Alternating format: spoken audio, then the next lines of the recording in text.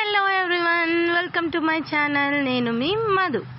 ఈరోజు మనం చేయబోయే రెసిపీ ఏంటంటే కరివేపాకు కారం. నేనైతే మా టెర్రస్ పైకి ఎక్కేసి కరివేపాకు కోసేసాను. దాన్ని శుభ్రంగా కడిగి ఫ్యాన్ గాలికి ఆరబెట్టేసేయండి. ఇలాగా మొత్తం తడి లేకుండా ఆరబెట్టుకోవాలి. ఆరబెట్టుకొని దీంట్లో కావాల్సిన పదార్థాలు ఏంటో చూసేద్దామా. కరివేపాకు, ఎండి కొబ్బరి, వెల్లుల్లి, పచ్చెనగపప్పు, కొద్దిగా ధనియాలు, మినప్పప్పు, జీలకర్ర, ఎండుమిర్చి, సాల్ట్. ఇప్పుడు ఇవన్నిటిని రెడీ చేసి పెట్టేసుకోవాలి. అన్నీ 2 స్పూన్స్ అంత తీసుకున్నాను పప్పులు.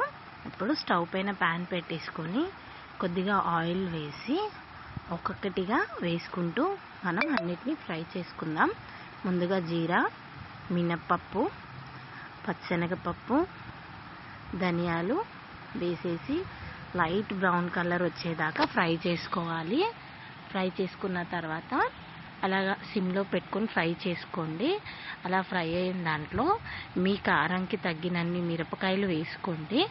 ఎండుమిర్చి కూడా ఫ్రై అయిన తర్వాత దాంట్లో కొబ్బరి ముక్కలు వేసేసుకొని అవి కూడా ఒకసారి ఫ్రై చేసుకోవాలి. అవన్నీ లైట్ బ్రౌన్ కలర్ వచ్చాక కరివేపాకుని మొత్తాన్ని దాంట్లో వేసేసి వాటిని కూడా సిమ్లో పెట్టి తిప్పుకుంటూ ఫ్రై చేసుకోవాలి. తర్వాత కొద్దిగా చింతపండు వేసుకోండి.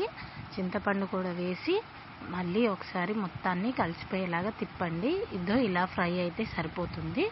మిక్సీ జార్ తీసుకొని ఆ ఫ్రై అయిన మొత్తాన్ని మిక్సీ జార్లో వేసుకొని మీ టేస్ట్కి తగినంత సాల్ట్ వేసుకోవాలి. ఫస్ట్ ఒకసారి గ్రైండ్ చేయండి. గ్రైండ్ చేసిన తర్వాత వెల్లుల్లి కూడా వేసుకుని గ్రైండ్ చేసుకోండి.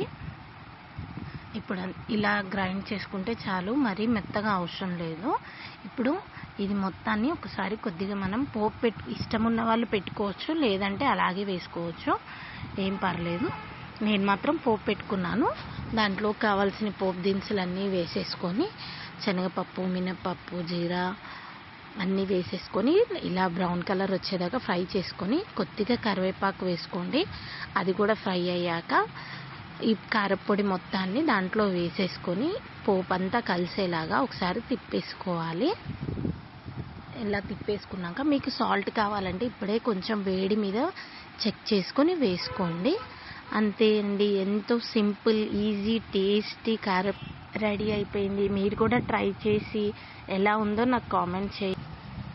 ఇలా రెడీ అయిపోయిన దాన్ని ఎయిర్ టైట్ కంటైనర్లో పెట్టేసుకోండి. దాని స్మెల్ పోకుండా ఉంటుంది. ఇప్పుడు వేడి అన్నం తీసుకొని దాంట్లో కొద్దిగా నెయ్యి వేసుకొని కారపొడి వేసుకొని తింటుంటే చాలా అంటే చాలా బాగుంటుందండి. మనకి జలుబు చేసినప్పుడు అలా కొద్దిగా కారంగా తింటుంటే చాలా టేస్టీగా ఉంటుంది. మీరు కూడా తప్పకుండా ట్రై చేయండి. ఇది దోశలోకి, ఇడ్లీలోకి కూడా చాలా బాగుంటుంది కారపొడి. Thank you for watching my channel. Please do like, share and subscribe.